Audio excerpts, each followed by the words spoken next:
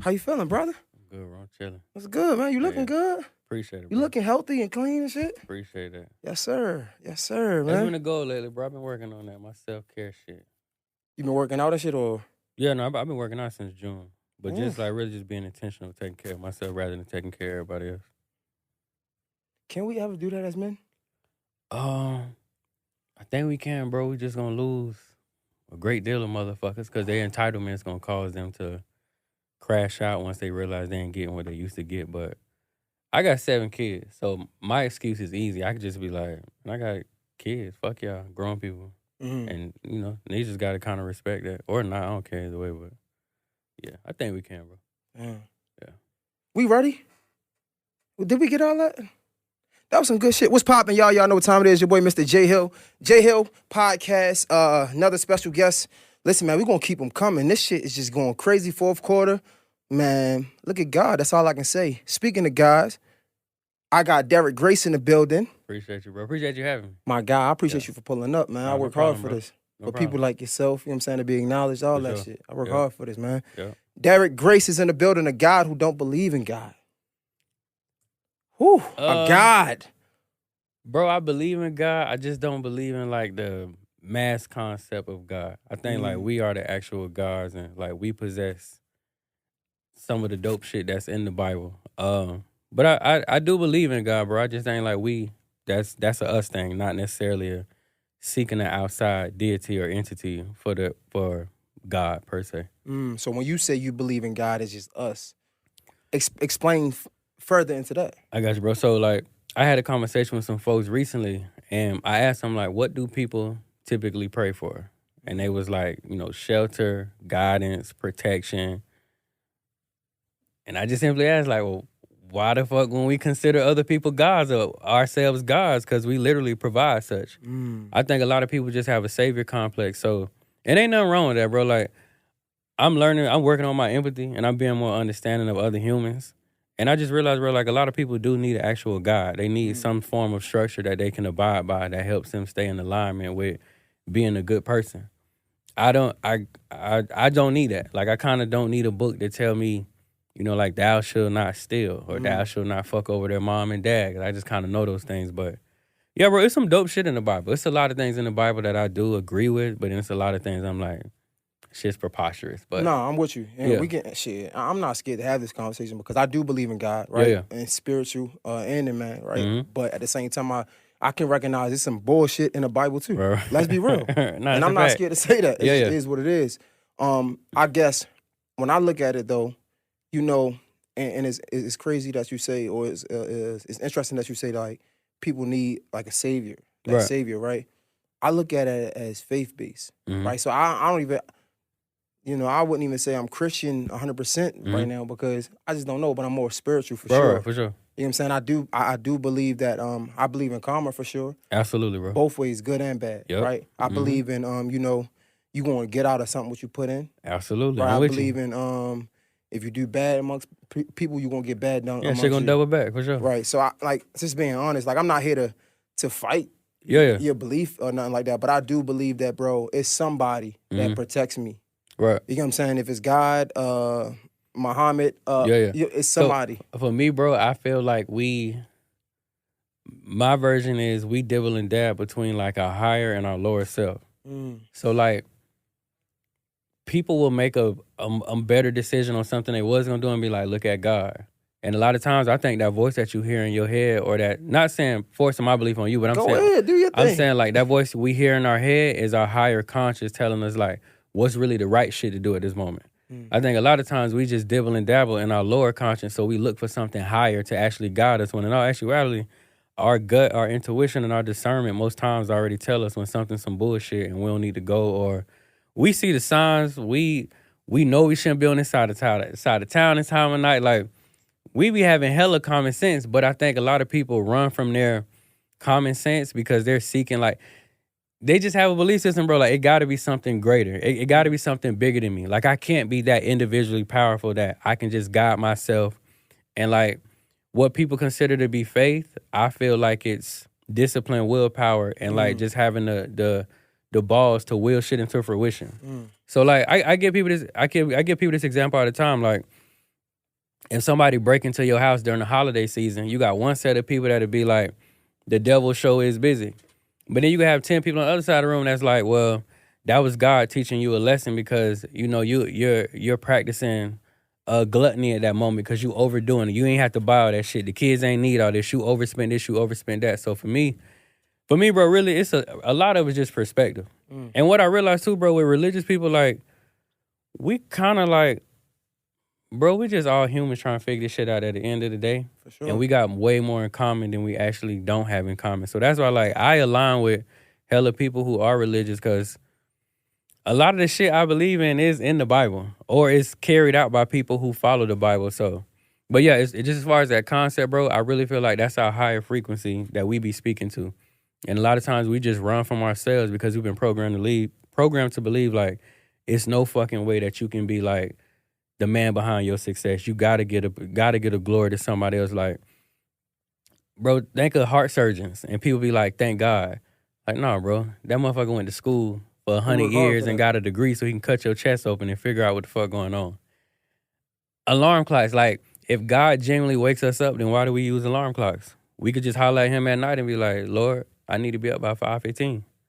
But we rely on this shit that another man created to be the tool that actually wakes us up every morning. So, but yeah, bro, I salute everybody. My biggest thing I tell people is, like, if that book make you a better person, by all means, like, hold that motherfucker tight and live and die by it to make sure that you be, like, the most dopest, honorable person that you could be while you're on this motherfucker. I just feel like I don't necessarily need a book. When I wake up, I talk to that higher part of myself, and then we just gonna kick the day off and go do what we need to do. And that's why I think, because I agree with what you're saying, right? But I do believe that higher part of yourself, and we might be saying the same things just in different ways, right? Absolutely, I believe bro. That higher part of yourself is God, right? It's not in human flesh. And I do believe that, like, it's certain things in my life, bro, I'll be a fool to say I don't believe in somebody. To be honest, I'm gonna keep it 100, right? Because, and I'm pretty sure you can relate, bro. We came through some hard times, bro. You feel what I'm saying? Yeah. And, like, granted, our parents was there to have our back, but it had to be a force way stronger than that. I'm just being straight up. I come from the hood, the trenches, the projects of Baltimore, bro. You feel me? And, like, I done seen some shit, man. And by the grace of God, you know what I'm saying? Just being real. Like, that's how I look at it. And I'm glad that we could have these conversations because that's what the platform is about. As long as you believe in something, you're able to articulate it. A lot of people, hell yeah. A lot of people can't even give you a why. You get what I'm saying? But I don't believe in something. So I meet motherfuckers like that every day, bro. Well, on social media, I say. Yeah, like, what do you stand on? I mean, I seen Derrick talk about it, so. And that's why I be trying to be careful with the conversations because it's more to a motherfucker than what you see clearly. Absolutely. Right? Yeah, clearly. Sure. So it's like, and I'll be a fool to judge another man, right? Because I'm only judging myself for real. I feel like, I don't know, man, when it's and I don't want to get too preachy, it's just when it's about, it's more than just what we see in the human flesh, like you said, the clock to wake us up, the doctor to save us. It's about faith, though, right? I think. How do you explain that? So, like, if you said, bro, I don't ever want to work for, and this is tied into your story. I don't ever want to work for nobody else, right? But I know I got a problem procrastinating. So what I'm gonna do is I'm gonna put all these tats on my face, so I'm forced to not work for everybody else. You had to have some type of faith in you that came from something to understand that, bro, I'm going to get it regardless. Come on. So, bro, for me, my faith is based on, not even necessarily faith, but, bro, my belief system, bro, just solely hangs on my shoulders.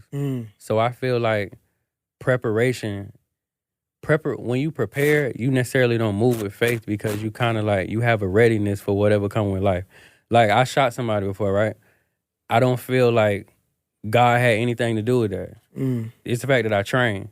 So whether motherfucker close range or far, however he coming, like, I'm trained to get to it, get a precise shot, fully extend, do whatever I need to do. So for me on my end, bro, it's more so preparation and just having that readiness on my own time to know, like, when whatever situation presents itself, we gonna prevail. And I will say this too, bro. I do feel like I agree with you on the faith aspect. I just think my faith lies in myself rather than something else. Because, bro, I agree with you. You got to have some type of faith to be like, shit, I'm going to get 10 million. How? So, nigga, either you crazy and you blindly talking, or it's something in you that believes you genuinely can go get 10 million. So I do agree on the faith aspect. I just think a lot of my faith overall, I ride on me. I blame me for all my good and my bad. I feel like all my amazing shit, all my terrible shit is my fault, and it's a reflection of my thoughts, my actions, and my words. Whatever I put out into this motherfucker, I'm gonna get back tenfold. No, that's why I said I think we definitely saying the same thing, just in different. It's so many different messengers, right? Right. The message I think is similar, if not the same, to be honest. Yeah. You feel me? So I think, and even when you said like, I kind of like blame everything on me. Like my motivation, I ask anybody, I tell them every day, my motivation is me. Right. Right? Because no matter how many kids I could have, how many parents I could have, how many people that looked out for me, if any of those people ever let me down, I can't afford to lose motivation in them. I can't find my motivation in nobody else but that person in the mirror. Absolutely. Because I ain't never gonna let me down. And even when I let me down, I'm gonna be the only one that's gonna forgive myself how I can forgive myself. Right, for sure. Damn, nah, that's some real shit, bro. Damn, man, welcome here, man. Appreciate it, bro. Nah, no problem, dog. Yo, you got a special story, right? We touched on some of it a little bit, and we talking about the tattoos. Yeah. I think that, of course, that's probably the first thing that come to mind when everybody see. Right. 33 now. Yeah. You made the decision at what, like 20? I was 22. It was 2012. February 2012, I got the first one. And it was like, what, 23 when you got all of them? Because it was shortly after. Bro, I went crazy. When I got the first one, I was like, oh, that shit don't hurt that bad. And I had like 7 more by the next week. And I think today, bro, I ain't got a tattoo in so long, but today I think I'm at 42 on the face alone. I've sat down over 30 times to get a face tattoo, I know that. But I lost count a minute ago. But yeah, bro, I started at 22. By the time I hit 23, I probably had like 20 easy. I went crazy with it though. So now, knowing what you know now, right, is there any regrets there? Hell no, bro, I ain't gonna lie, because if I hadn't got these, bro, I'd probably have a job right now. I'd be struggling like a motherfucker, because my procrastination is that serious. I tell anybody, bro, I think I'm one of like the most well-off procrastinate motherfuckers that ever meet, because I be bullshitting a lot. But I have this great habit of like, when it's crunch time, I over-deliver. And that shit ain't good. I'm not even gonna like encourage nobody to do that, because you could miss opportunities, or you may not have that motor in you, but bro, I'm the type of motherfucker, if you like, I'm gonna give you 6 months to get this shit done, at 5 months and 20 days, I'm gonna do it. I'm gonna start it then. I'm gonna crunch in 10 days, and then we gonna deliver like, you know, a finished dope-ass product. But that shit is not healthy for your mental. That shit ain't healthy for your physical. It ain't healthy at all. So I wouldn't recommend nobody to do that shit, because it is mentally and physically draining to like take a year worth of work and cram that shit in a month and put yourself under all that unnecessary pressure. How do you draw the line, or where do you draw the line between excuses and reality? Because you saying that you're procrastinating. Of course, that's good that we own our shit, but eventually we got to get over that. Like, we men, right? And and that's the beauty in these conversations when I talk to men, because we can talk to each other as men. Right, you feel me? A lot of people just don't be on that shit, right? Yeah. So like, understanding that, okay, I'm a procrastinator, that's good. The first step to admitting, is recognizing, right? Recognizing, so we can understand that, okay, I see I have a problem, right? But the next thing from that problem is to do better and get better, right? One could say putting tattoos on my face because I know that I'm gonna be forced to do something else can kind of be an excuse. How do we draw the line between you understanding that I got a problem and fixing it, far as letting it be my crutch or being an excuse? I got you, bro. Yo, this episode is sponsored by The Morning Meetup. Man, shout out to my guy, David Shands, man. He's probably one of the few people I know who actually built multiple multi-million-dollar businesses, right? He created The Morning Meetup to help other entrepreneurs do the same thing. Now, listen, as an entrepreneur myself, I know how hard it can get, especially when we start making money and we get to like this financial cap that we can't get past. And honestly, let's be real. They say it ain't what you know, it's who you know. We probably can't get past this cap because we either, 1, outgrew the people around us, or 2, we just being lazy and we ain't in the rooms we need to be in. It's just plain and simple. But trust me, this is your time, because The Morning Meetup is that room we got to be in. It's filled with entrepreneurs getting to it. They reading different books every month, right? They holding each other accountable. And it's just honestly just something dope to be a part of. So listen, if you're an entrepreneur and you trying to get to this bag, you trying to flourish more than you've been flourishing now, you got to go to themorningmeetup.com. That's www.themorningmeetup.com and join now. Let's get to it. I see you there. Bro, I'm not going to lie. I'll keep it real with you. I still struggle with that shit. April make 11 years of an entrepreneur. I still struggle with that shit to the day. Come on, bro. I still struggle. Talk to me, dog. Bro, I tell anybody, like, I'm a grown man. I don't enjoy paying bills. I don't like driving. I don't like reading directions.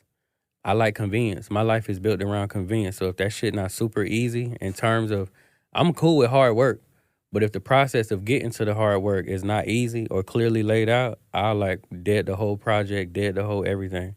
Bro, to be real, bro, my pops, shout out to my pops. I got the dopest pops in the world, bro. He paid like probably like 60% of my bills, 70% of my bills. I only pay my bills.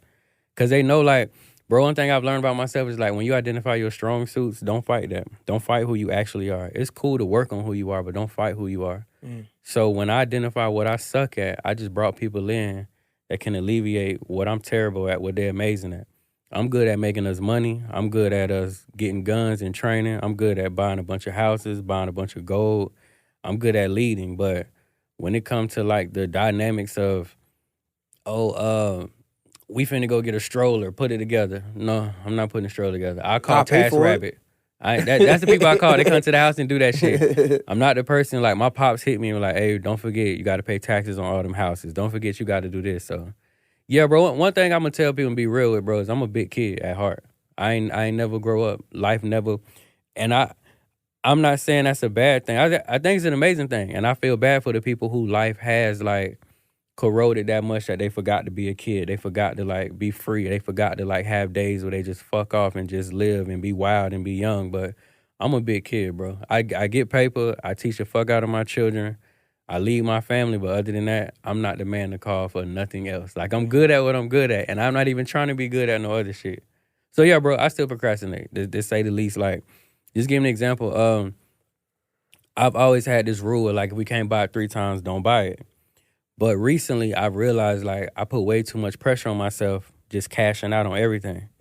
So, like, I'm closing on my 9th crib up here on Monday, on the 31st. Congratulations for that. Appreciate it, bro.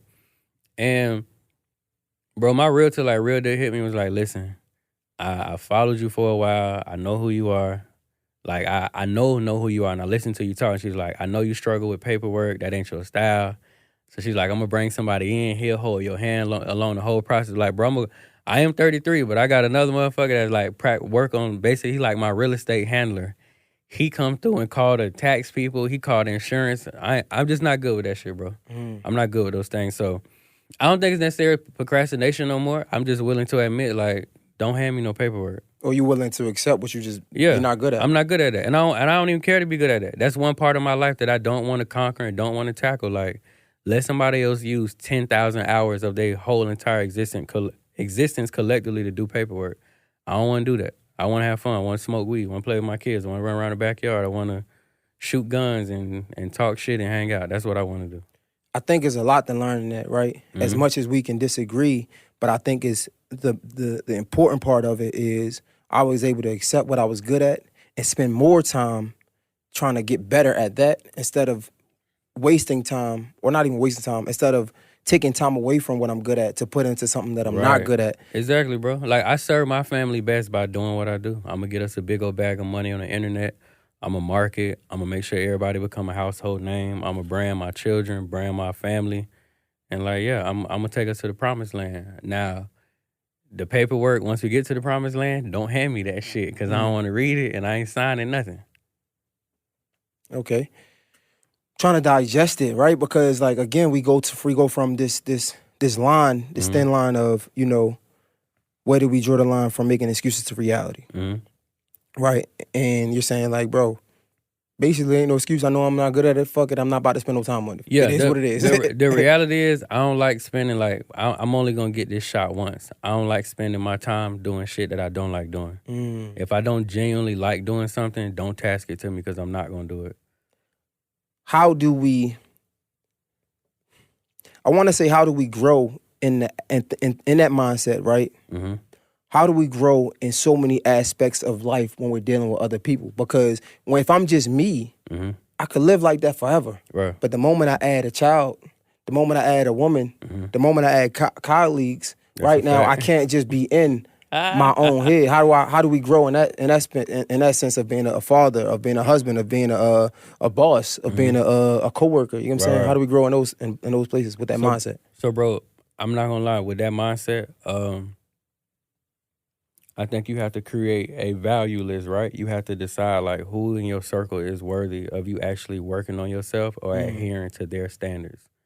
I have a really, really small circle. Like, if anybody go to my gram, they ain't gonna see no pictures with nobody. I don't hang out. I be in the crib all day. I either be with my kids, my pops, or a woman. But we not outside. So for me, bro, it is pretty simple. Now, granted, I got 7 kids. That's a lot of different personalities I have to adhere to, but I'm with that. I love my kids. I intentionally made every single one of them, except for one of them. But for me, bro, I value very little people. And not saying I don't value them as far as their existence, if they died or not, but I'm just saying, like, they're not worth me, like, doing all that inner work to work on myself and evolve to this person that spread themselves thin for 100 different people to keep them happy. I got maybe like 10 people that I give a damn about enough of their opinion and their happiness. And 7 of them is my kids. But other than that, bro, I don't give a fuck how people receive it, how they take it. They don't get access to me anyway, so how they feel don't matter. But for the people that's in that space, they have to decide who worth it. Because like I said, bro, we only get this shot one time. So when you could gauge the average lifespan in America, it's 72 and a half years, I think. When they start to really audit their circle, and I tell you this all the time about auditing your circle, like how motherfuckers grown you or slowing you, that'll help you to begin to dictate like who even worth you working on yourself or listening to their opinion anyway. Another thing I do, bro, is I got 2 boxes I move with every day, a consideration box and an I don't give a fuck box. 90% of the conversations I have with the shit that gets sent my way go into the I don't give a fuck box. There are very few people who I actually consider, so it's still not a lot of stress on me to try to evolve or be a better person or ask somebody, what's your love language or what's your pain points or how can I be a better partner to you, a better dad, XYZ, because my list is short as a motherfucker.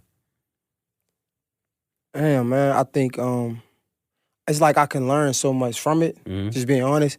And I'm enjoying this conversation so much, respectfully, because I am on the fence of not agreeing with everything. But that's why I'm loving the conversation. Right. That's what makes great conversation for me. For sure. Right? And I think about, when I hear that, I think of like, let's say you got a small circle, right?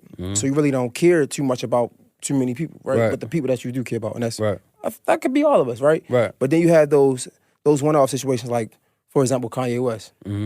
One of the huge fans of Kanye West. But Kanye West recently, he said a lot of bad things. One of the worst things for me, though, right? I'm not going to say about the other thing. One of the worst things for me that he said was his knee wasn't even on his neck like that. Yeah, bro. That was very insensitive.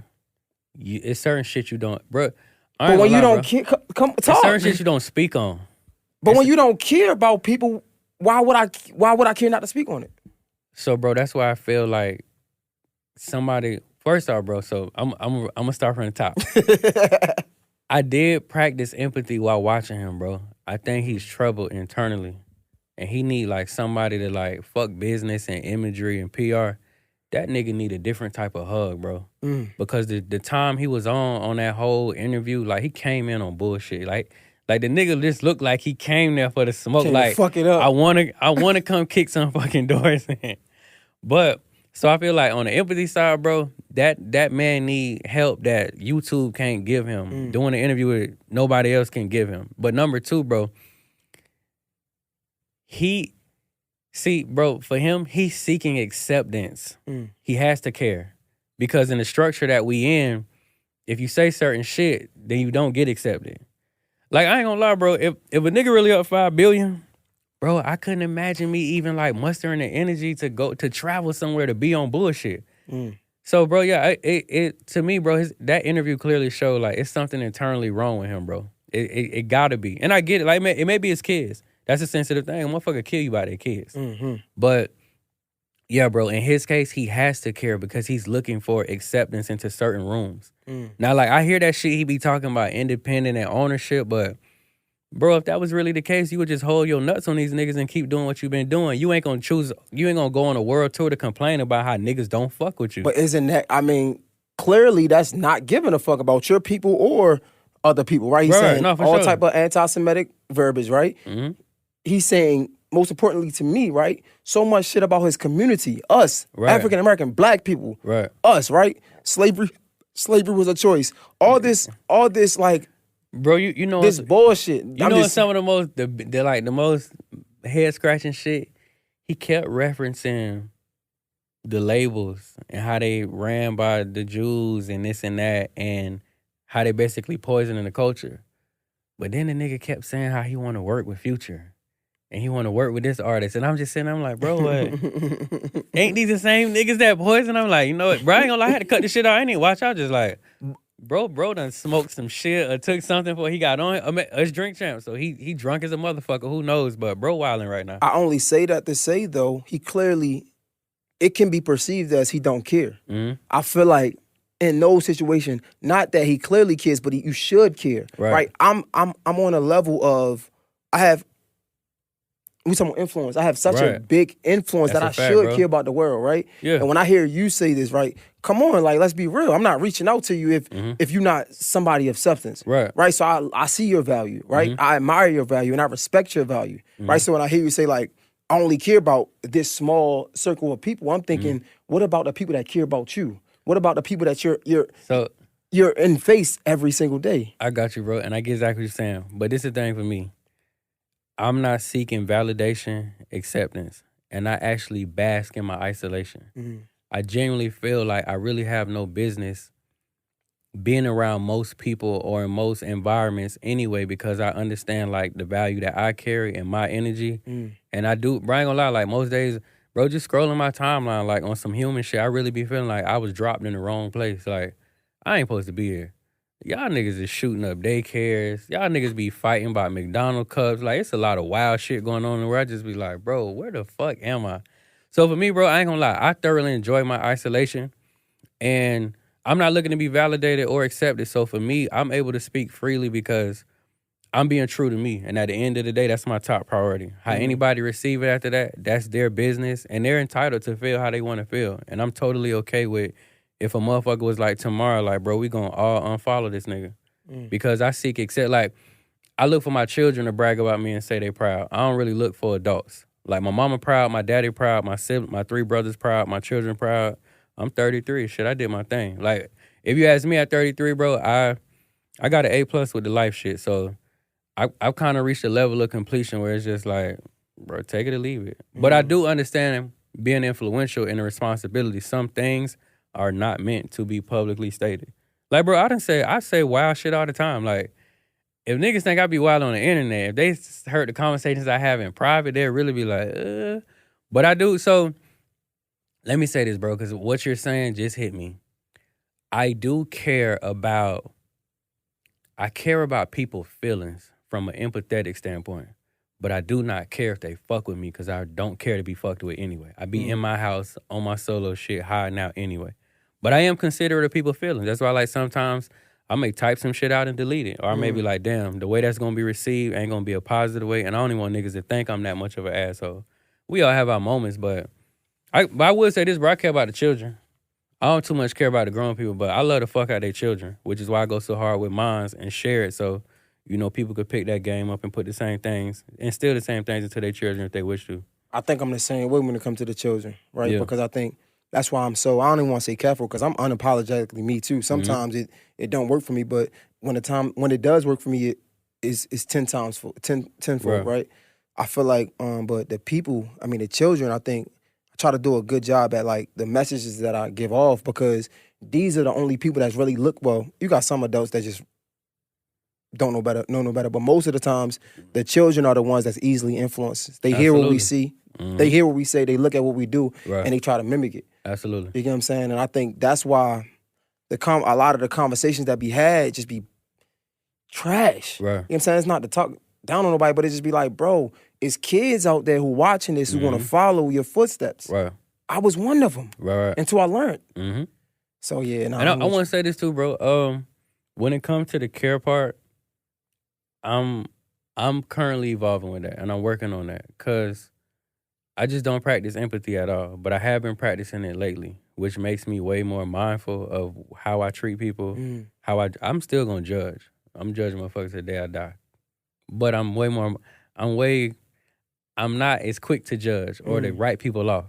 Because I do understand, like, bro, people come from different backgrounds. They was raised different. Like, they got different traumas. They got different shit they dealt with that, like, bro, I've been doing so much evolving as of late, but, like, I remember having a mindset, like, well, if niggas ain't grinding, they ain't doing this, they can't sit with us. Like, y'all don't deserve it. But, like, bro, like, you would dispose of a good fucking human because he doesn't have your work ethic? Like, What if that nigga didn't learn that shit? Or what if he's never been desperate? Or what if his parents never instilled that? Like, so he's a trash-ass human because he don't have your work ethic. So now that I am more empathetic, bro, I do look at things differently. So I ain't gonna lie, in a year or so, bro, that care conversation will probably go a lot different. Because I have been changing over the last couple months, like, and just something else I noticed about myself that I've yet to share publicly. But, bro, what I learned about myself doing shadow work is that whole I don't care shit is really a trauma response. Come on, I've been hurt by people before and disappointed. So I put up a certain bravado and persona because it basically runs people off anyway. Like, oh, he an asshole or he this and that. But somebody said that shit to me like, bro, you got to care about us, nigga. You've been teaching us for like how many years? How the fuck you don't care? And I was like, damn. You clearly care. I do care, but I be hating the nigga shit y'all be doing. And that's when I realized like, bro, you actually do care. You just use that verbiage because for me, bro, the way I look at it, like, if I'm standoffish and I don't invite people in and I'm not welcoming, it lessens the odds of me being disappointed or hurt. But in all actuality, it does. But in all actuality, like, it's a false narrative. Because on the soul level, you actually do care. Like, that's why I don't watch police shootings. That shit bothers me all day. I don't like seeing, like, headlines with children involved. That shit fuck with my head all day. I don't know how to just be like, damn, that's their problem and walk off. Like, shit like that eat away at me. So, no, bro, I do care, but I'm working on, like, full circle caring and figuring out where the disconnect is with me internally, why, like, I don't want to care knowing goddamn well I do want to care. I don't know, bro. I have internal battles where I just... I'm with you. My mind and my heart, bro. They be at battle a lot of days. Bro, I know you don't believe in, like, the God and the spirit, but, see, I'm a Gemini. Sometimes I be believing in the zodiac shit when I want to. So, like, I get it. When you say be fighting yourself, sometimes I be having that fight with myself. They say we got two sides. So I get it. Bro, my daughter Gemini. She is... Yeah.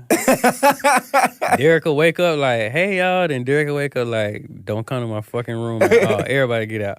Yeah, so I get it, man. Isn't it crazy, though, how... I could just assume you from Tampa, Florida, right? Was it bad neighborhood? I don't want to just assume that. No, bro. I was raised... Bro, my mom is a teacher. I mean, she's still a teacher. I retired her in 2018. She's still a teacher. My pops is retired Secret Service. So, not taking nothing from my mom. I had an amazing mom. My mom, environment-wise, did have us in darker environments because financially she was nowhere near my pops once they got a divorce. He had us in dark environments too, but it was always temporarily because he had the means to just be like, oh, we out of here. Oh, we finna go to this state. Oh, we going to this. I done been, like, took me out of the country when I was a teenager. Like, I seen a lot of shit with my pops. So, my mom, yeah, bro, we was in different environments based on how much bread she had. But with my pops, we was too, but I don't know how to explain it, bro. Like, he had the power, literally, if we could be like, we don't like this shit, I had the type of daddy, like, be like, all right, say less. He'll change that shit by tomorrow. My mama more so, the energy was like, well, this is what we stuck at right now because I'm struggling and I got to figure shit out. So, yeah.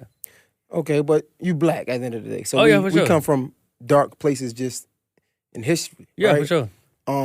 You know, isn't it crazy how what we go through as children affects all of our adulthood? Yeah, bro. And if we don't go back and deal with those things, like what I realize is we'll revert to that same behavior and that same traumatic response. Like, I was talking about this the other day. Bro, when I shower, I don't put a shower curtain all the way back. That's because I was introduced to Candyman as a child. And I realized at 33, bro, that's a traumatic response that I have not let go of. Bro, it's a lot of shit I do that I dealt with as a child, whether it was movies or real life or real shit. Like, I remember somebody broke into my mama's house. So, like, to this day, bro, I check my locks every night, which I think is still necessary, but I check my locks every night. I got 42 cameras on my house. I got security that sit on my house 24 hours a day. Those are all traumatic responses from shit I dealt with 20 years ago that still fuck with me. And because I have yet to make peace with those parts of me, I'm still on edge with those parts of me. So, hell yeah, bro, that shit affect us till we 80 years old if we don't never address it. Nah, facts. And I was getting at it because, like, even the part of not caring, right? Like you said, you just started getting to this part where you want to be empathetic and you really want to understand people. But a lot of that, like you said, came from a place of the past that you wasn't able to tap into yet. Right. You thinking back now, Just because it sounds like you had your pops was there, your moms was there. You get what I'm saying? They was good parents or the best of parents that they could be. Yeah. Where did that being scared to get let down come from? Bro,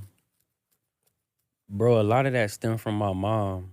I'm her middle son. So my younger brother is 10 years younger than me. My older brother, 4 years older. My older brother's real troublesome. And me and her literally had this conversation probably like a month ago because I held on to a lot of shit where I've been mad at her for like over 20 years, bro. Like retire her and all. My mama lived 2 doors down. I bought her $1 million crib, but I still like was harboring some anger with her. And anytime we had disagreements, some shits would go way left. And she would ask like, what's really up? Like what I did to you? And I didn't want to talk about that shit, so I just blow it off and be like, nothing, man. Like, you just tried me today. But really, like, I'm harboring some shit. But anyway, bro, you have an older son who's troublesome, and then you got a baby, because I'm 13 around this time. And she told me straight up, she's like, I ain't gonna lie, son, you always been strong. You always been strong-willed. You always been independent. So a lot of days, I, like, literally forgot you. I just overlooked you because I'm running with your brother in and out of jail at as early as 17 years old, running behind him. And then I got a baby over here, and you the independent one. So she's like, I ain't gonna lie, a lot of nights I just looked at you like, oh, he's strong, he got it. Like, he got this shit figured out, which I did. But I realized, bro, like, that created that bond that I wanted with her, and, like, I wanted her to run after me, too, like she did my other 2 siblings. It created a lot of, like a disconnect. Yeah, it was a disconnect there, which then led to a disconnect with all the women I done dealt with, which then led to, like, you gotta think, bro, like our mom and our dad is like our first responders when we get to this life shit. So if there's a disconnect with your first responder, then like you may fuck around and put a guard up because you don't ever want to feel that again. So I realized, bro, like that's basically what I did. And then when my brother, he got sentenced to 15 years in 2009. He been down 13 years at this point. But then when he left, that was like my next best responder that was going at that point. My brother used to save me from everything, used to be on top of everything. Like, that was my motherfucking hero. Like, he came to my rescue every time some shit was going. So the disconnect with her and then the physical disconnect with him, it just really made me shut myself down and shut myself off to avoid any more disconnect, period. I would only let women in at that point. And then it still was a disconnect because I wouldn't let them go but so far because I'm internally mad at my mama, but I'm taking this shit out on all these women that I deal with, bro. So that shit was just... that shit has been like, it's been beautiful, but it's been a big mess at the same time. And it's crazy that we touch on that because that's real, right? And the fact that you can say not just because you understand that wasn't a small piece, that was a huge piece of my whole life. Motherfucking life.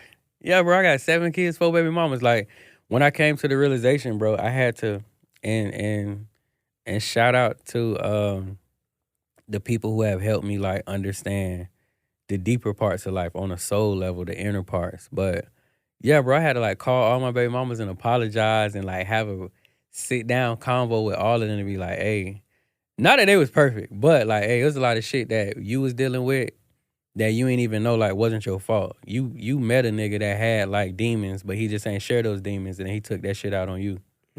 But yeah, bro. So not even regress as far as the tattoos right now that we digging deeper. Pause. I think it's even a more serious conversation of if the tattoos could be a metaphorical thing, right? You know, I open up like, do you have any regrets? Knowing what you know at 33, now looking back at the life and the decisions that you made just as a child, or not even a child literally, but figuratively, when you didn't know any better, do you ever look back and say, damn, I wish I would have made some different decisions? Bro, I ain't gonna lie, the only thing in life I would do differently, only thing, the second mother of my children, we got 2 abortions. That's the only thing I do differently, bro. I would have gladly embraced having 9. Yeah, I would have had 9 kids right now.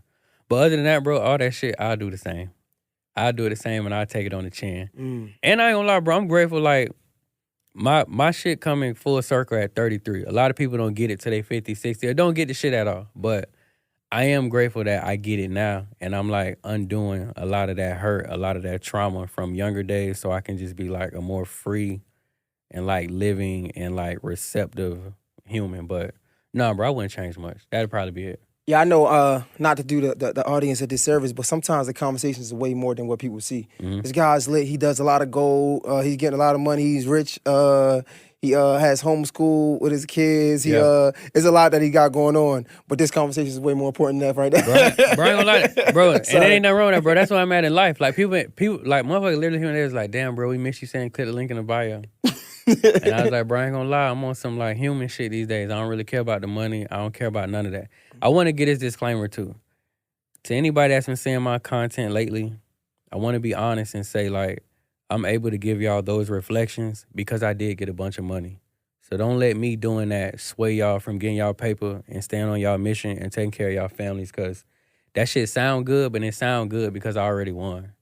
Most people, like, they give you that philosophical shit, like that's been their way of thinking their whole life. Like, no, nigga, you got 50 million put up. Of course you can talk like that and zen all day. It's easy to go get some help. Yeah, super you ain't got to easy. worry about where you going to sleep at. Exactly, bro. So I want to keep it real. If you on your paper right now, you on your tunnel vision, man. Stay in your motherfucking sweet spot. And when it's time to revisit the type of shit that I'm talking about right now, revisit it at that time, y'all. But don't let me sway none of y'all from y'all hustle, cementing y'all legacy or none of that. Because the shit I be saying, it sounds amazing. It is amazing. But it's only because like I won in so many other categories, I can now take that time to be like, I just want to take 6 months just to work on my mental health. It's kind of hard to do that shit when the game pulling at you, the bills pulling at you, you got your family counting on you, society that we live in is pressurizing you to get money, do this, do that. So, but let me give you a counter with that, right? Like you said, you a type of person that embrace what you're good at. And really don't give a fuck about what you're not good at. You find people to replace it, right? I think as men, as an adults, not even just as boys, right? As men, if we could find something that we're good at, that we appreciate, that we love, right? We can win in that. Oh, for right? sure. And if we can be content, a lot of times we come up thinking contentment is a bad word. If we can be content at what we have. We here, bro, because I've been there with so many years like, content? What the fuck content? No, bro, contentment is a beautiful fucking thing. When your brain can slow down, your heart rate slow down, and you able just to be like, I'm loving this space I'm in, and life is flowing. I tell everybody, bro, I'm blowing and flowing. So I think, a lot of times when we're struggling with bills or we're struggling with things in our life, we aren't able to a lot of people fold under pressure. Yeah. Right? So like when we're struggling in things, they say when it rains, it pours. Right? Misery loves company. We allow the world to dictate our attitude and our behavior. Right. I believe if we could find somewhere to be grounded, and even through the storms, then we can still be able to self-reflect. We can still be able to heal, because guess what? The same way misery loves company is the opposite. Where they say money make money, right? So if you're in a good space, it's going to flow into your life. So if you could find that way, right? Even through the bullshit. Bro, you talking that shit right now for sure. I just feel like, you know what I'm saying? So it don't always have to be attached to money, but what happened as men, we aren't able to really sit down until we get some money. Right. Bro, that's what happened with me, right? So when I came in the game, I blew up my first book. No, my second book, Gods Amongst Men, Volume 1, is the book that made me a best-selling author, right? That book was all about affirmation, self-development, and just like reaching your highest internal potential. That book made me a best-selling author. Like that motherfucker made me hella money. Where I got fucked up, bro, is when I dropped my board game. That's when I first like smelt millions for the first time. And when I ain't gonna lie, bro, when I smelt that shit, I said, fuck self-development, fuck all that soul shit. Nigga, where the money at? I'm about to get this fucking money. Right, bro. That's where, like, as I played my life back recently, bro, I was like, damn, that was a disconnect. That's where we said, fuck self, we gonna get a bag. And then we lose ourselves in the money. We lose ourselves in the materialism, the resources. We start working crazy hours. We neglecting our bodies, our children, all that, bro. So, bro, I'm here with you, bro. I'm here with you saying, because you absolutely can be grounded and get paper in that arena because you're good at what you're at in your state of being grounded. It's just, I know for me, bro, when I seen like $1 million, bro, that shit just enticed me on all different levels. Like, oh shit, we made one. Well, let's try to go get 10 of them motherfuckers, and let's go get this. And then we got lost in the sauce like a lot of people do. I think, are you around? I'm assuming you're around other people that's getting money like you. Do you find that a lot of these people are hard to talk to in the sense that you can't tell them nothing?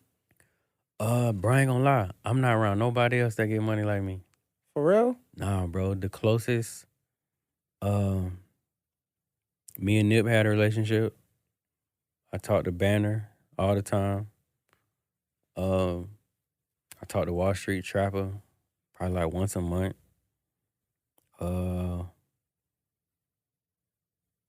Bro, yeah, bro, I don't be around nobody. Right, so when you look yourself in the mirror, right, and if you think about it, out of all the people that you're around, I'm pretty sure they try to give you some ideas to help. Mm-hmm. Are you receptive or are you more neglective? Oh, fucking right, bro. Anytime banner pull up, bro, I'm in student mode.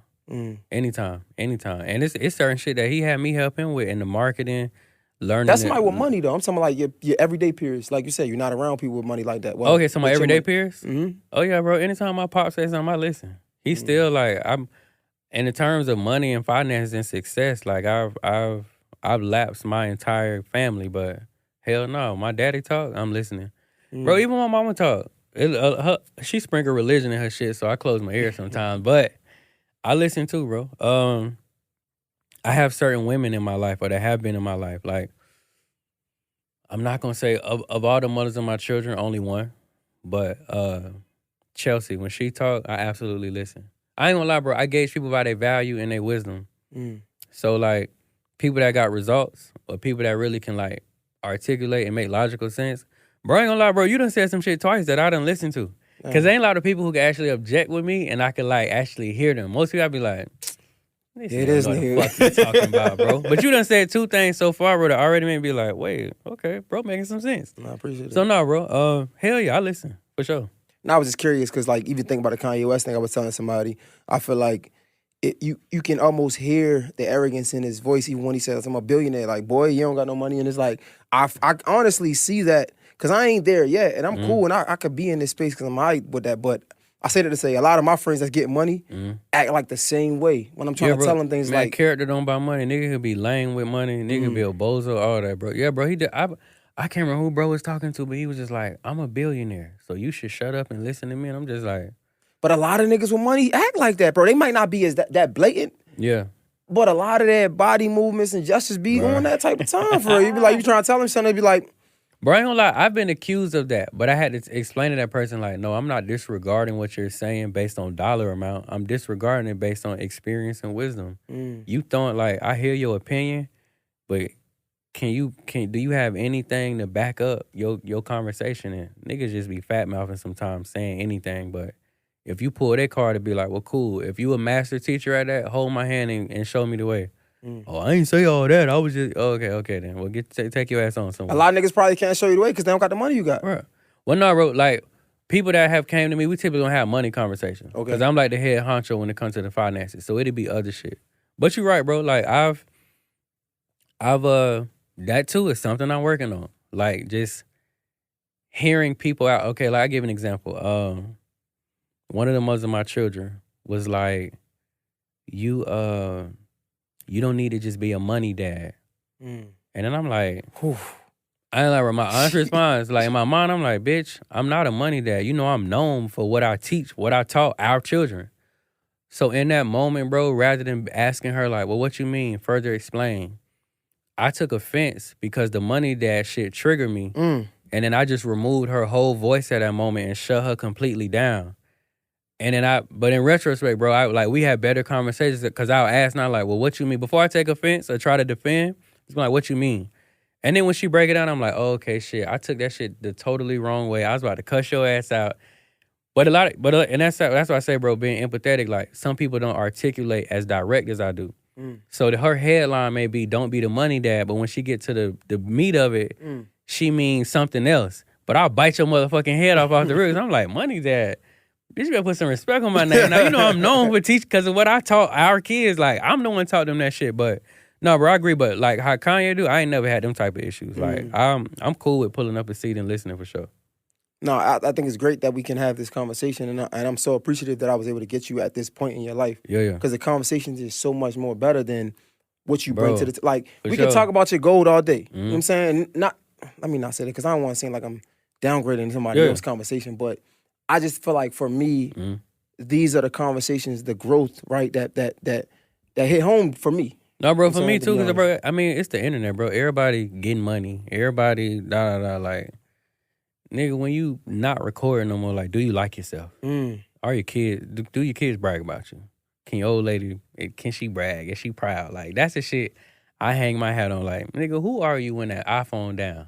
Yo, it's crazy. I think I say like one of my best attributes is my ignorance in this space, in this interview space. Because a lot of times, like, I'm very receptive, I think. I listen to niggas be like, yo, you should interview that person. I'm like, all right, bet. Yeah. So it kind of similar to you, right? Like somebody put me on, like a few people put me on with you. And I'm like, all right, bet. This nigga look good. But somebody was saying like something about like you big on the family thing. And I think you spoke about her name, Chelsea? Yeah. That's your wife or? That's why I said my best attribute is my ignorance, because I really don't know. So when I ask questions, it ain't to be messy. It's really because I just don't know. Yeah. So talk to me. So how this like? So bro, I'm not legally married. Don't even believe in legal marriage at all. So you never was either? Never. Yeah, never was and never will be. Okay. But that is the woman who, like, not to say like I allowed, but like I allowed, and she was more than happy to designate herself as like I'm the wife. Like actual rings. We didn't get around to doing the wedding yet because she got pregnant. We was doing other things, but yeah. So that's still here. That's not like y'all didn't break up or nothing like that. I don't know if you call it breakup, bro. She definitely was on some bullshit with that pregnancy stuff. That's something too, bro. I had to learn to be empathetic too, cause I didn't want to understand, bro. I ain't gonna lie, I did not want to understand, but I had people that stepped in. Shout out to Tanisha Nicole, which is another young lady that was in my life, but actually like she's in my life on an intimate level, but she fuck with me enough that she helped me like mend other relationships that I was intimate in as well. So like it's literally like shout out to her, cause she gave me the wisdom in the game to even like hit Chelsea back and be forgiving for all the weird ass shit that I felt like she was doing. So yeah, bro. Was Chelsea, before we even go to Tanisha, was Chelsea the first woman that you was with during the pregnancy? You mean like we dated throughout the pregnancy? Yeah. No. Derrick, I was with her mom during her pregnancy. Malaya, I was with her mom. No, bro, she wasn't first. Oh, I don't even ask that because, like, for me, my first time having to go through. You got kids, bro? Yeah, I got I have a stepdaughter. Okay. But I've, like, seen some things. Yeah. And pregnancy is different. Pregnancy emotions is different, right? Bro. I asked that question because I feel like, was that your first time seeing these emotions, or was it your first time seeing these type of emotions? Those type. Yeah. Chelsea is, bro, she is a beautiful storm. And what I've learned with beautiful storm, because I feel like I'm a beautiful storm too. Like I come with a lot of shit, but the end result gonna be amazing. I know what it is. My girl gonna hate me. What's that? I know why. Yeah, bro, Scorpios are hell, bro. Bro, they some amazing, crazy motherfuckers, bro. Bro, I'm gonna tell you how wild my shit is, right? My first baby mama, she a Scorpio. Chelsea a Scorpio. Tanisha's a Scorpio. Oh, so you just love Scorpios? No, bro, they cut up in a different way that we go hand in hand. For sure. Yeah. For sure. For sure. They some crazy, bro. I'm a crazy motherfucker. I have like some interesting shit I'm into, and they support that shit 100%. For sure. Gonna hold your hand and walk straight to hell or heaven with you. For sure. And I'm with you. We're gonna talk about that too. Yeah. But seeing those emotions, right, and not being as empathetic as you are now, it's easy to walk away or reject it. Right. Honestly. But did you ever think, and you might have had these conversations with Tanisha, but I'm looking at it on like some man time, right? If we say we married, it's like, bro, this is bigger than me now. Right. It's about my family. Did you ever stop to look at yourself in the mirror like that, or was just like, man, fuck this shit? No, bro, that's how I always looked at it. But it was certain things, like I feel like family business doesn't hit the internet.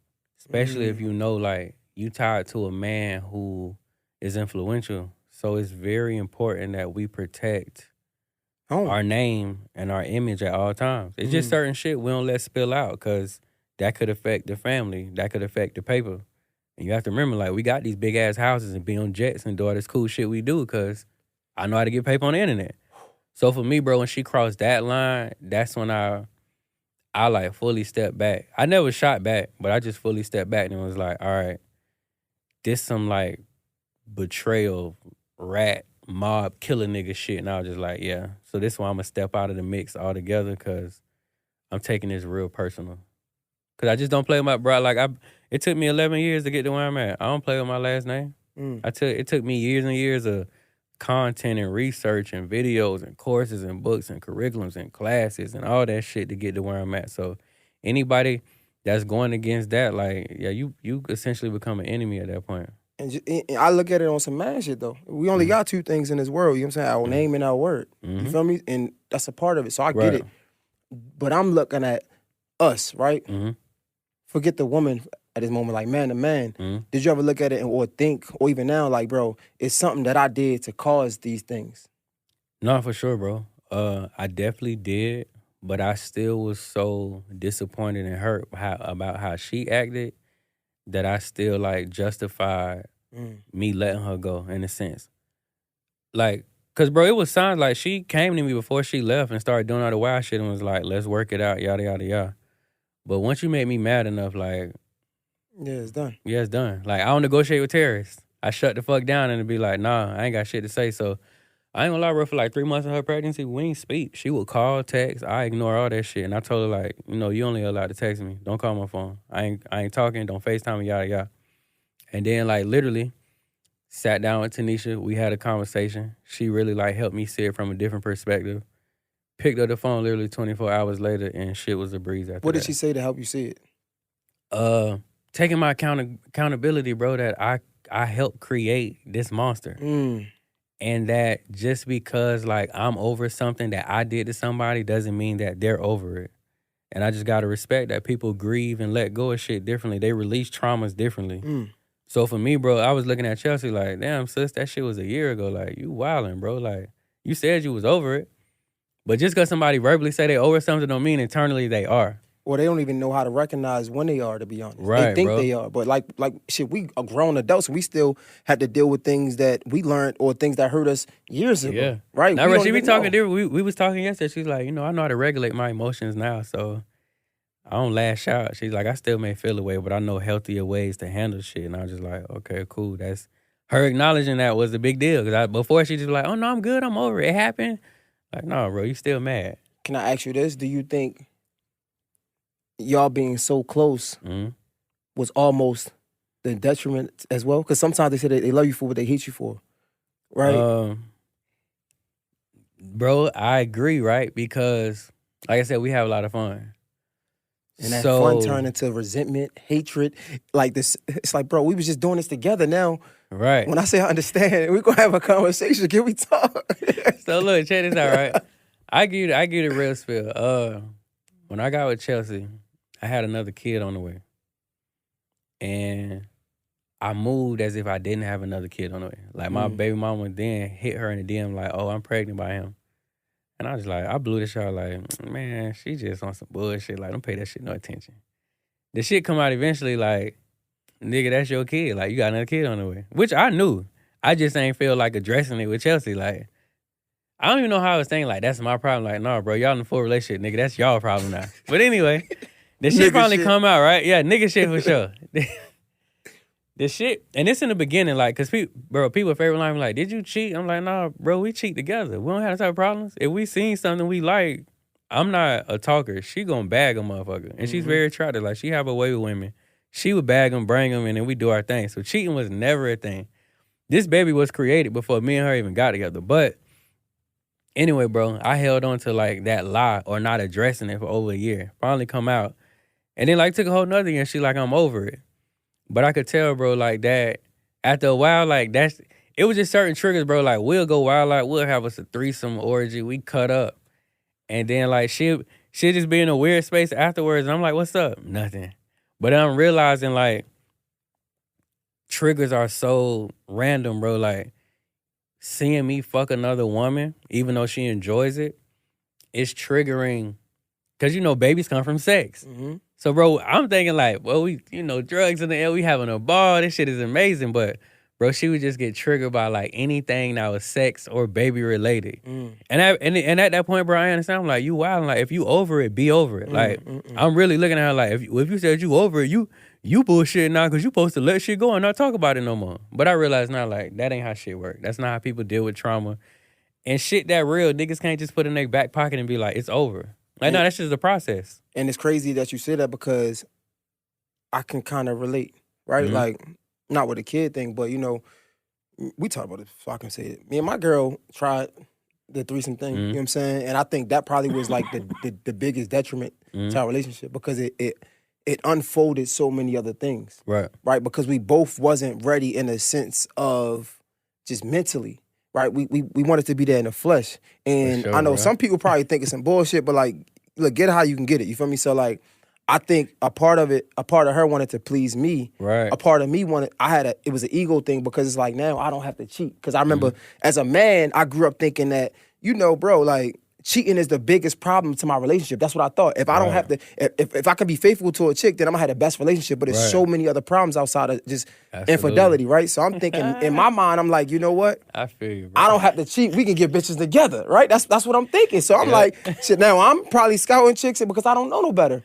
Her mind, she's probably like, she's used to me being in, or not, she sees me being in women's spaces and she don't like that. She's not able to articulate that. Now we're clashing together because we don't know how to fucking communicate to each other our triggers. Bro, it's threesome etiquette. It's a lot of shit that come with that, bro. Like, a lot. It's a lot, bro. Top five etiquettes or rules that you gotta take in consideration first. If y'all fucking on something, group chat it. Make sure the communication is in you and your old lady phone so y'all can see that shit together. Ask your old lady physically, like, what are the no-goes? Like, eating pussy or kissing or anything. That shit matters. That shit was set off a whole goddamn war. I think it's important, too, to identify who's the aggressor and who isn't. So, like, because you could do some shit like, if y'all bagging something, y'all hitting it on a regular, you may pull up one day on your aggressive shit. And then your lady may identify that and be like, well, damn, you don't pull up on me like that, or you don't give me that energy, but you gonna give this bitch that energy. That could be a problem. So identify who's the aggressor. Like me and her, bro, I ain't gonna lie, we have a whole script. Like it's a script. Like I know how to function in that environment to make her feel comfortable. She gonna take the lead. I'm a man of very few words. I'm gonna come through, wham, bam, and I'm out of there. I'm gonna go dip off and smoke. She gonna do all that nurturing. Girl, you okay? You want something to drink? I ain't on that. I'm out of there. That's a Scorpio thing too, I think. I love it. Yeah. My favorite attribute, honestly. For sure. Nurturing, oh my God. Yeah, absolutely. Right. Nurture me, baby. Nurture what I got going on. Woo. What else, bro? I know for me, like, I don't even initiate contact without letting her know. So if I see something, I'm gonna shoot it to the DM or I'm gonna send her the picture, be like, what you think? We gonna agree on it and then we gonna go. And shit, bro, that's one in itself. Finding women that y'all agree on. Cause like you may have totally different tastes from your old lady. Like Chelsea likes very like she gotta be super pretty and she like them slender in a certain way. I like them that way. Sometimes I like them thick. Shit, I done had some times where like I done been on like, man, we gotta bag us some. I want to hit a white girl. I ain't had too much fun. I done hit one white girl in my life. I'm like, shit, we gotta hit us some white girls, some Oriental shit, some Asian shit, yada yada yada. I just be all over and she be like, oh nah, you know. So right there. That could be a disconnect. Or, yeah, bro, just looks, who gonna be the aggressor, group texting, making sure, like, your energy is on point and it's in the line when that young lady around, kissing, eating pussy. Like, it's a lot of things, bro. Did you learn this on the way? Or I had learned all that shit on the fly. So I had some arguing-ass nights and some nights like, damn, nigga, what you doing? I'm like, I ain't gonna lie, bro. We started this conversation. I'm like, what, you want me to have whack sex? And she like, you supposed to just come in, just pound it out, get her some dick and send her on the way. I'm like, babe, listen, I'm somebody. I don't want to be just going back like, oh, I hung with that nigga. That shit was trash, yada, yada. Like, I got to pull out the works. And she like, no, nigga, I get the works. They just get the work. And I was just like, all right. So I had to understand that part too. It's fortunate that you was able to learn that through, right? Because a lot of times you get the one time, right? And you just get the pain behind it. Right. Because, again, like I said, in my situation, we aren't able to articulate to each other the disagreements, what we like and what we don't like. And I think that's super important. If you're going to do it, some people don't agree with it, but if you're going to be in that position, make sure you are respectful when you're communicating. And I think that's with anything, right? Absolutely. Like, you want to be overly communicating. Bro, for sure. Over-communication is a must, period. Nah, facts. Yo, let's get into the people. I know we should have talked about this first, but the shit that people want to hear about, the gold, the How much gold you think you got now? Bro, last I checked, I have 31 kilos. So it's roughly like 60. It's between 60 and 70 pounds. Bro, first of all, how much is that, I guess? 31 kilos. The valuation, bro, is at, with rollies included, it's at 1.8 million. I've only spent probably like 1.1, but gold has performed well over the last couple of years. So the valuation on paper is at 1.8. What made you get into that? Nip, Killer Mike, Ghostface Killer, and Slick Rick. So you don't fuck with the, like, you know how niggas be doing a bust down and shit like that? I mean, bro, this one is, but I only got one of these. Everything else is plain Jane. Damn. Jeez. But I ain't gonna lie, bro. I believe in duality and balance. So as much as I invest smart, I do have some times where I be on bullshit. I'm like, yeah, we gonna live a little today. We gonna break all the rules and just wild out. I feel like that's important though. For sure, bro. Especially when you first start getting money, because now you got it out the way. Right. Now you're able to understand and recognize, all right, this is a bullshit cop, but it's bullshit because I want it. Right. I'm okay with that. I literally bought this for the visual. Nothing more. Yeah. Rest of them is all investment piece. I mean, and this one works on paper too, but yeah, bro, even like the jet shit. I had that phase like we private, but I'm not interested anymore. That's why I agree, bro. You're right. Like to me, life is just a bunch of experiences. That's all life is a bunch of experience. And I'm glad to be able to say like I had hella experience, but I do wisen up at a certain point and be like, that jet shit was cool for 2020 and 2021, but these days, no, we gonna chill. Fuel prices is way too high. Niggas charging $25K to get a flight from Tampa to the A. It ain't worth it. We going back to commercial and we gonna sit our ass down before we be broke just cause we was flying jets and taking pictures on G4s and shit. Now with the gold thing, I'm just trying to learn some things, right? Of course, it's for generational wealth, right? So when you go, do you sign it over to your kids now? How does that work? So, bro, and it's funny you ask that because my lawyer actually coming down soon to add some stuff to my trust. But yeah, bro. So each of my gold pieces will have a custom-made serial number. It'll be allocated. Excuse me. It'll be allocated amongst my current 7 children. If I have 10, 12, whatever the case is, it'll be allocated amongst them. So outside of it, it's a universal currency. Gold is accepted literally anywhere in the world. Number 2, bro, you can insure it. You got benefits of insuring it because if you lose it, quote unquote, and if you get a dope ass appraisal, your insurance is gonna pay you a lot more than what your shit was actually worth. Another thing too, bro, is you can open up a policy on your gold, and that's when you can actually start functioning as your own bank. Shout out to my bro, Jake Taylor. He taught me that, and I've done that in real life, but it's companies out here that actually insure your gold and then let you borrow from what it's worth. So, like, bro, I had a point in my life where I just didn't want to work. This was recently where I wanted to take a full break and I didn't want to have to dip into my personal bread to sustain my lifestyle or my payroll. So, bro, I paid my payroll, I don't know how many times this year, bro, off my Rolex collection. Because the company that I got a policy with, I can borrow from what my goal is worth. So I can pull up and be like, shit, I need $300,000. And they're going to wire that shit in my account and we're going to keep going. So, yeah, bro, outside of the generational wealth, universal currency, outside of the insurance aspect, you can actually get policies on your jewelry and live off your jewelry. Well, wouldn't you have to, like, if you got that policy and you borrow from the policy, you have to still pay it back like a loan, right? Yeah. No, it's like a loan. But just imagine, like, if you needed a quick $500,000 and you got, like in my case, bro, I don't wear none of that shit because it's too heavy at this point. It's just a bunch of, I got like 17 Cubans. I got the big nip piece, that's 2 kilos. I got the DGTV piece, that's like 5 kilos. It's just shit that ain't even healthy to wear around your neck at this point. Nigga, I'm trying to get 1 Cuban, like, man, that's my... Yeah, bro, I'm super light. Bro, I'm gonna keep it real. This is actually Chelsea chain. Like, my shit's so heavy, like, I wear my old lady chain. But, yeah, bro, you do have to pay it back. But it's a good, it's a quick little pick-me-up, like, I need $500,000. So I'm trying to understand, right? So let's say if you appraise it, right? Let's say you get it for a certain price, you appraise it at double, right? If you borrow half of the double, right? Or like say a third of it, right? You still not in over your head with it, right? Because it's still worth more than what you paid for it. Absolutely. Let's say you don't pay that back and they keep it. Oh yeah, they're keeping that shit for sure. But you still ain't lose, kind of, right? Or how does that work? I mean, you didn't lose because you got the cash.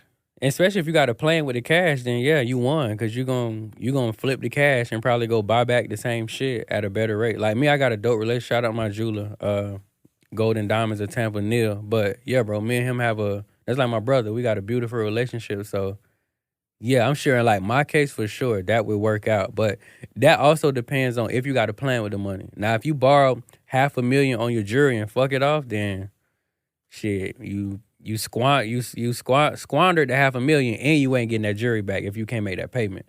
But yeah, bro, just like a loan, like they'll shoot you something, you're gonna pay interest on it, and then once you're done, like you could redo the policy, keep the policy, whatever you want to do with it. So I've heard about the insurance thing, right? Like you say you lost it. Yeah. If you lost it, right?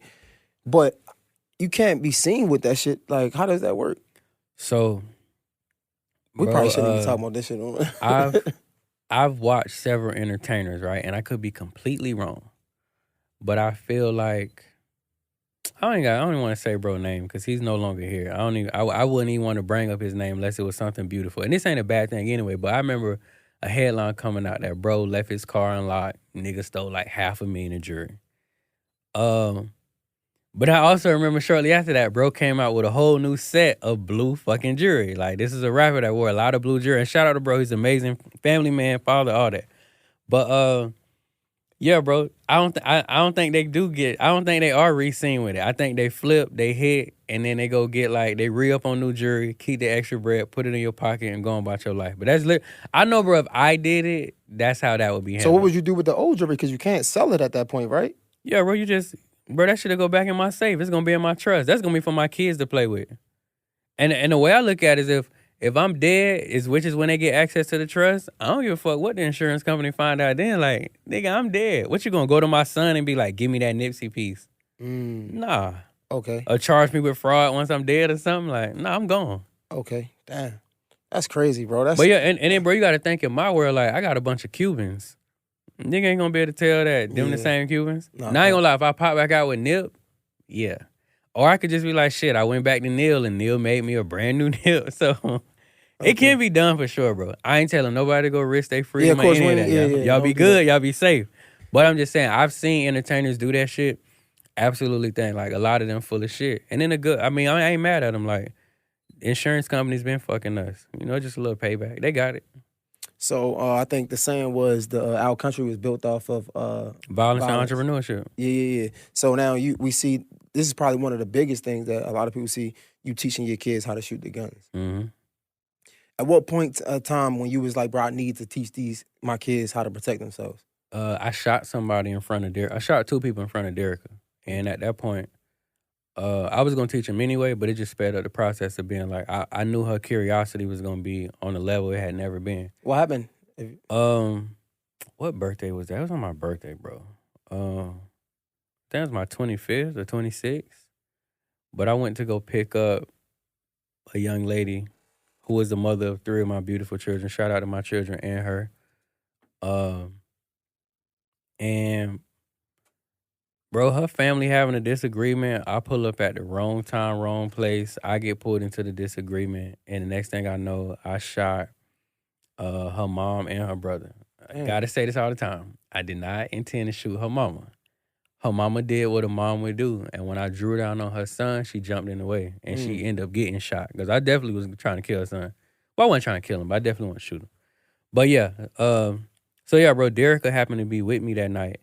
And from there, I knew it was more important than ever to start giving her the game on guns. Because they used to see me with guns in the crib. They would be curious, but as a child, once you see somebody actually using on someone, that's gonna heighten your curiosity. So Derrick have been learning about guns since he was 3. I put a gun in her hand at 3 years old. Her brother was 6, and they've been rocking ever since. But yeah, bro, I feel like I don't want it to sound, nah, fuck it. It is what it is, America. I think we absolutely gotta teach our children how to kill.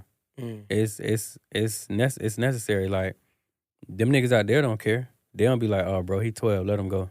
No, they'll blow his motherfucking head off. Or like, oh, she 11, don't kidnap her. No, they'll snatch your little ass up. So, yeah, bro, center mass. You shoot that motherfucker in his face or his head. All we work on is center mass. Well, I don't want no chest. I don't want no stomach. I don't want no leg. Knock a motherfucking head straight off their shoulders, bro. So how do you protect the irresponsibility of a child, though? Because, again, you could teach him how to have use guns and things but kids gonna be kids at the end of the day. Where do you draw that line as far as protecting them from themselves? So with that, bro, I tell parents all the time, you do have to gauge their maturity.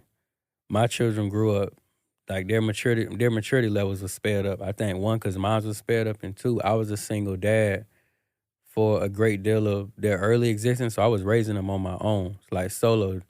Derrick, mama was going through some changes, so she had to get some distance to figure stuff out with her. And then Derrick mom was stationed in Korea in the Air Force. So I was doing shit on my own. So they grew up more resilient and stronger than your average 3 and 6 year old gonna grow up, because they running with a whole man who's still figuring himself out. I'm like 22 at this point. I had Derrick at 18. I had her at 21, 22. No, I'm like 25. But yeah, bro, you do have to gauge their maturity level, because every child ain't ready. Like my two right under them, Melanin and God, they aren't ready. They free-spirited. They're my babies. They beautiful little girls. They're very gentle. They're not ready to, like, pick up a gun. Derrick was ready at 3. They're both 6. They aren't ready. So you do have to, like, study your child and assess if they really understand the seriousness of life and death, and that this shit will kill them or somebody, used the right or wrong way. It's crazy because, like, I think you probably would think of this differently, but I think it's because the culture shock. Like, you from Tampa, from Baltimore, East Coast, like, you get caught with a strap, it's over for you, right?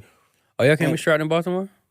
They just now passed a law where you can conceal to carry, right? So, but it's funny, I have this different prayer. It's like I always pray, like, I never want to be in a position where I have to prove my love to my family, right? Because I'm willing to do whatever I got to do, right? But I don't ever want to have to prove that. I feel like you probably would think that, obviously, like, I'm waiting on a nigga to try me. So, bro, it's more of that growth shit. I ain't gonna lie, bro. I did have that mentality early on. I had bro, I think that's why I agree when they talking about music and movies. It is very influential, bro. Like, I remember I bought my first Mac 11, just loving Menace to Society. I bought my first Tommy gun. Right now, bro, I own like 6 Tommy guns, and that's thanks to Lawrence Fishburne was in that movie. It was a gangster movie back in the day, some mob shit. But yeah, bro, the things that my parents gave me access to, it did, like, definitely influence me. So yeah, bro, I did have periods in my early life where, like, I was ready, like, just come outside ready to. I didn't want it, bro, but I knew the minute it presented itself, I was gonna show up with motherfucking A+, because I'm trained. I train, and I'm just like, I'm on that. Like, if y'all chilling, I'm chilling. But if y'all not chilling, I'm gonna start shooting immediately, because I'm ready to shoot. I'm ready to kill somebody. And then I ain't gonna lie, bro, when I finally shot 2 people, that shit was nothing like the movies. It was nothing like the music. That shit was very traumatic. It was, bro, the emotions your body go through, all that shit, bro, it's crazy as fuck. It was a crazy ass. It ain't no shit I want to experience again. But if I had to, bro, I'm definitely like, sign me up, because I don't want no problems, bro. But if they ever present themselves, yeah, I'm going home. I know that. Is that by any means? It's something that you think about to this day, like those 2 people you shot? No, bro, I don't think about that, but I do.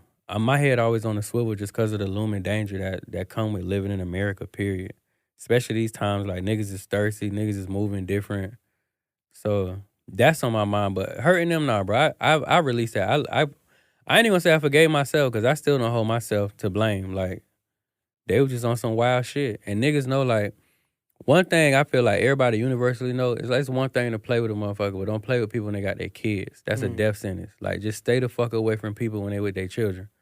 So, nah, bro, if I had to do that again, I'll do that again. Shit'd probably be worse, because I shoot way better now, but yeah. Damn, man, it's crazy, because I was saying, like, I was telling my shorty, like, bro, I be in the crib. I don't know if you seen the Bun B situation when they tried to run up in his crib. Recently? Nah, this was like a while ago, but they tried to run up in his crib with his wife, and they didn't know he was upstairs. He was literally upstairs taking a shit or some shit like that, and he ended up shooting the nigga. And, damn, for real? Yeah, it was Bun B, I think, if I'm not mistaken. You look it up. Yeah, it was Bun B, right? Yeah, so I was telling my girl, like, bro, it's crazy, because he literally said on the Breakfast Club, like, it was easy for me because I already had it in my mind how that will go down. Right. And I would tell my girl that all the time, like, bro, it's like, if something was to happen in this room and anywhere, in my mind, I already thought about how it would go down, how I react. Right. And some people would say, bro, that's being pessimistic, or that's kind of like bringing negativity to you because you're thinking about it. For me, bro, I don't see how you can live here and not have that mentality. Or like and bro, I'm a real private person. Like I don't come out the house, but it's still like danger is everywhere. Like you could pump gas, you can go pick up a pizza. You got motherfucker get your address and find a way to get into your gate, and now it's on. So for me, bro, that's what I say, bro. Like when we talking about earlier with faith, it's just the readiness for me. Like I train so much that I'm like confident enough.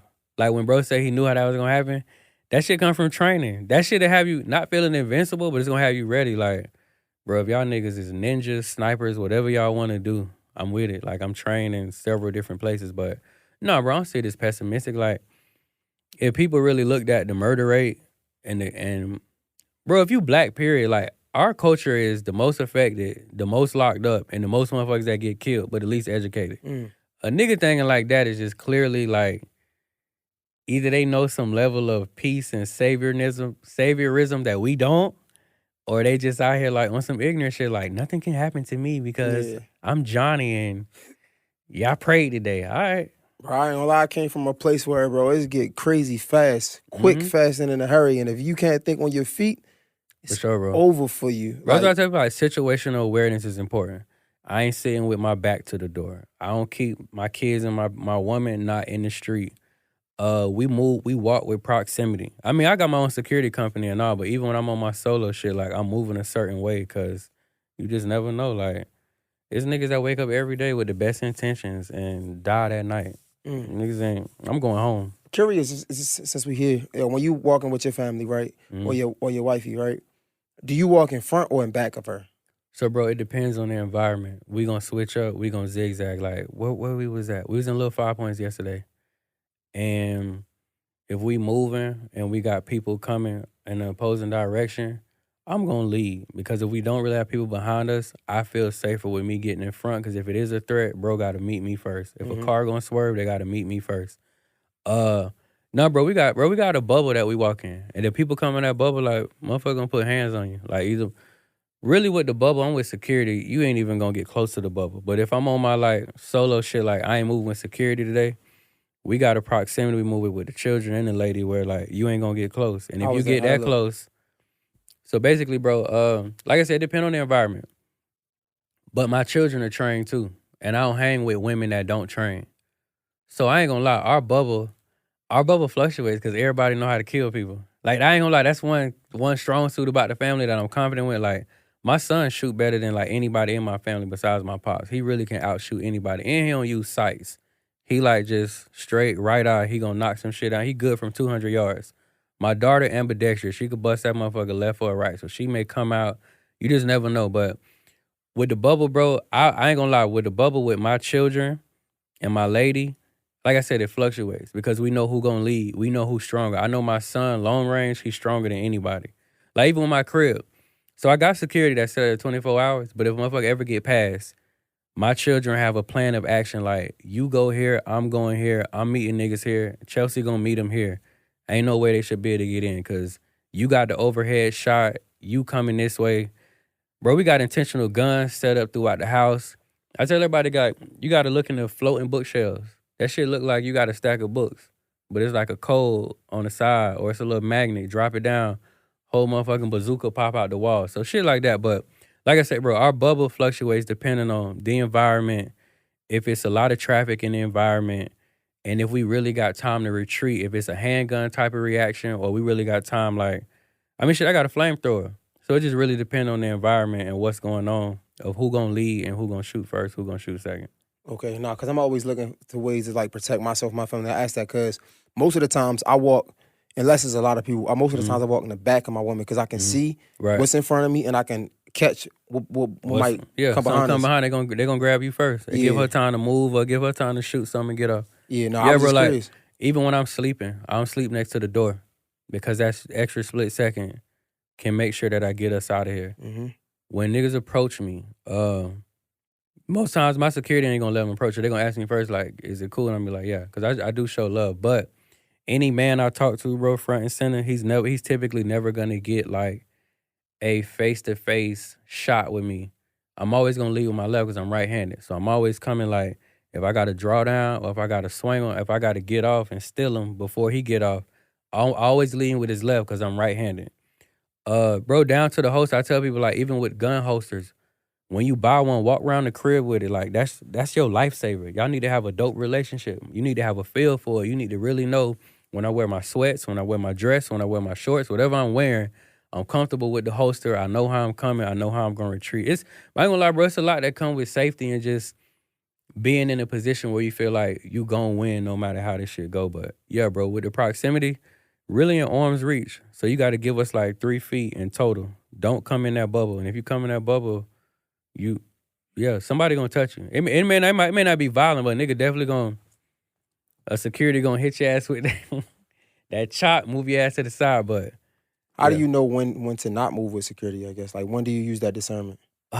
So bro, I ain't gonna lie. For the last couple of years, I typically never do. But bro, going back to the growth, I have been moving with them less because I've created like a wall with society to where like I'm untrusting, like to the T. I'm just always on edge, like, oh, I need security just in case motherfucker try me. We got to kill somebody, yada, yada. So I ain't gonna lie, bro. As of late, I've been getting out more by myself and just being more human and trying to be more sociable and just be normal, bro. That shit get old, like, that shit just get old overthinking life every day. Like, some days I just want to go out and just be like, bro, I'm normal like everybody else. Even I really be wanting to go places where I'm not known or either where I am known, but they ain't gonna do the most. So that's most times when place.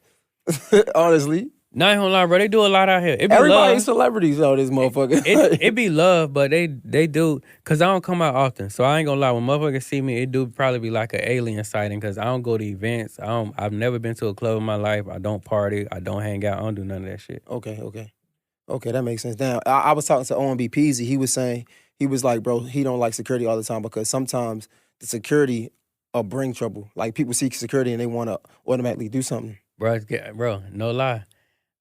When I flew up here a month ago, bro, I just put on a big hoodie, a mask, and some shades and breezed through the airport, bro, and nobody stopped me because they didn't know it was me. But I know if my security pop out with them fucking Grace Private Security shirts on, niggas definitely like, oh, Derrick and this motherfucker. So he ain't lying, bro. That's a real thing. Like, sometimes, and I ain't gonna lie, bro, sometimes they add an energy that's not necessary. I know some days, bro, I just really want to be like on love. Like, I want to like dap niggas and hug the women and like love on the children. So you don't want like a motherfucker who kind of like scaring everybody off or giving unwelcoming energy. So I agree, bro.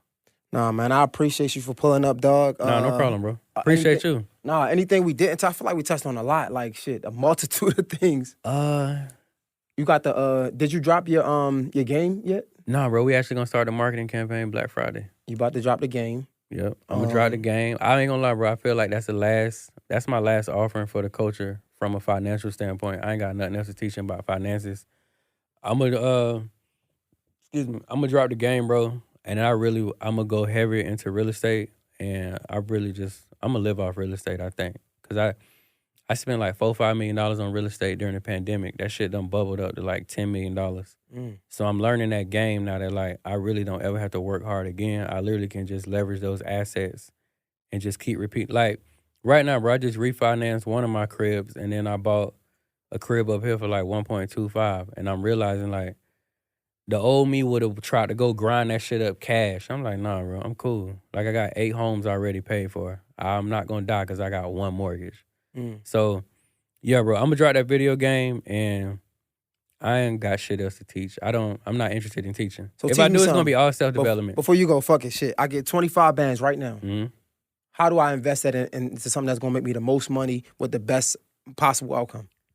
Bro, honestly, I would tell you to self-assess and figure out what you're good at. Start a digital business based on what you're good at. And I could literally teach you how to start a digital. All right, so shit, let's run it down real quick. Let's run it down. Fuck it. Let's run it. Say you was an author. Say you want to write a book about your life in Baltimore. Off the rip, bro. Off the rip, I feel like anybody with any type of business should have at least 5 to 7 ways that they could get paper off that one business. So if you like, yeah, I'm gonna write a book. All right, cool. So the first thing we're gonna do, because we gonna play like we broke. We don't even want to spend the 25. We really just want to create a digital product. We gonna use like 2,000 of that for marketing, if that, get some ads behind it. But other than that, You ain't got to spend 25. Step one, you can either go live, you can hold a Zoom call, or you can just talk into your phone. We're going to transcribe your conversation and make that your book. We ain't going to use all that time typing and doing all that extra shit. You can get apps that can edit it for you. Or you may spend a couple of dollars to get somebody to edit. So cool. Now you done spent $500 of your $25,000. Transcribe your conversation. Now it's a book. You got the physical book. That's going to cost you money to get those copies made, of course. You got the physical version. You got the digital version. Because you got to remember, you transcribed it in the first place. And because you transcribed it, now you got an audio version. So this one conversation, you now got 3 ways to get paid off the one conversation. You take chapters in that book and you break them down into actual curriculums. So niggas gonna consume the book, they gonna want more. Don't give them everything in the book. They gonna want more. They gonna want how-tos. So then you can make 3-4 curriculums based off this same body of work. For the people who got even lower attention spans, you can make how-to guides. So say chapter 2 was about the time you almost died. You then can make a curriculum on 10 things I learned the time I almost died. You gonna have, and like what I learned, bro, is like, it's all about pain points. So when you find the relatability with the audience, they gonna pull into whatever you teaching, because all us either dealing with the same shit at some point in life, we're gonna deal with the same shit. So now you got a physical book, you got an audio book, you got a digital book, you got curriculums so like a book is a good read. A curriculum is more so a educational guide on what you just read. So the curriculum is where you're gonna test the knowledge that they should have took from the book. But for the motherfuckers who attention span even lower than that, now you got way number 5, because you're going to make motherfuckers pay for how-to guides. You're going to make those, that may be one sheet or one digital file. How I did this, I got a bunch of them, bro, like 6 steps to be a more assertive father. Bro, that shit is one sheet of paper, but niggas pay $50 for it, because those 6 steps that I give them are that fucking important to fatherhood. And the pain points and the relatability that they see me exhibit with my children makes them want to do the same thing with their children. So now we getting money 5 ways off this one idea that you conceptualize with the book. Next thing is to do Zoom calls based on the book. So y'all can actually do case studies on each chapter. So now you making motherfuckers pay to be able to have that intimate conversation with you on like, well, damn, explain chapter 1 again and how you did this and that. So now for them to get that group interaction on Zoom, that's way number 6. Cool, all y'all pay me $40 a head for this meeting we gonna have. If you wanna go deeper, now you start charging motherfuckers for one-on-one consultations. You want the exclusivity? Now I need a couple $100 from you. So now we at way number 7. Way number 8, bro, literally will make 5 more ways. You can then create a new product to teach motherfuckers how to do what you just did. So don't learn in my book, but I'm gonna show you how to take your pain points and your story, turn it into a book like I did. Turn it into a curriculum. Turn it into a how-to guide. Turn it into Zoom calls. Way number 9, bro, is then taking your feedback from the Zoom calls, the book, the curriculums, getting the EPK, and then sending that shit to other institutions saying, like, y'all should book me to come speak because I can verbalize this same conversation that niggas had to spend 6 hours reading in my book and my curriculums in 1 hour, and y'all could just give me $5,000 flat. Damn. And, bro, if you realize in that whole process, you spent money on an editor, you're going to spend money on your physical copies, and you're going to spend maybe $100 to get somebody to make you an EPK. So all in all, you fuck around and spent $2,000 of your 25, but you now got 9 ways to recoup that 2. You fuck around and make you 200. And guess what, though? What's that? All that came from essentially a podcast.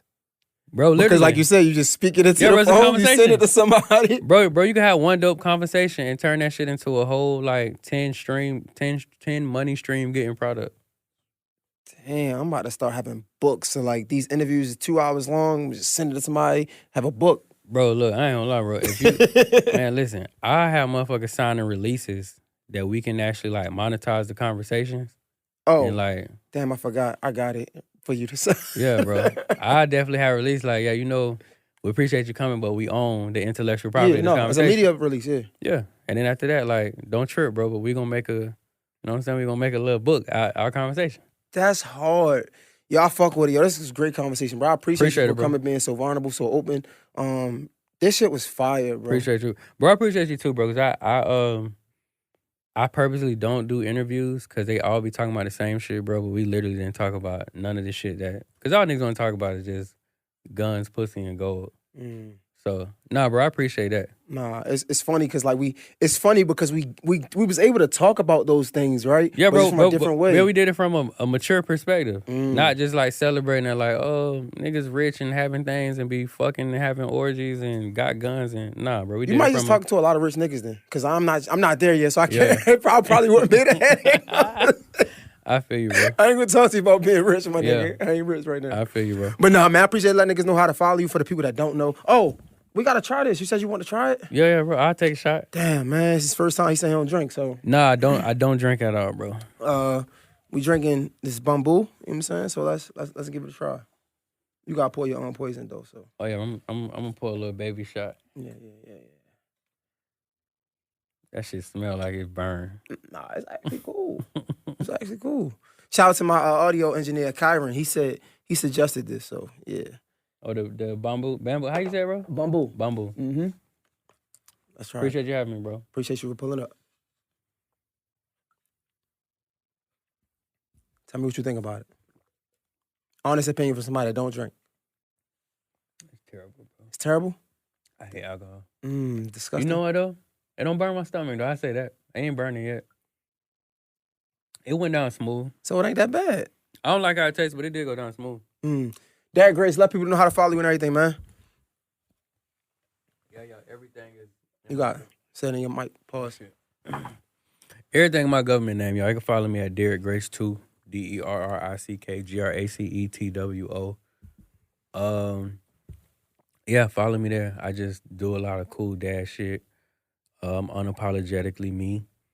And yeah, I just be loving on my family, having my way with this life shit, and just evolving as a man, trying to buy up all the land and mind my business, stay out the way, and do wild shit with y'all daughters, y'all sisters and whatnot. But other than that, that's where you can find me at. I be somewhere posted up with a bunch of children, a bunch of beautiful children with locks, just talking that shit and having a ball with life. Nah, man, my God, Derrick Grace, Mr. J Hill Podcast is a wrap. We out.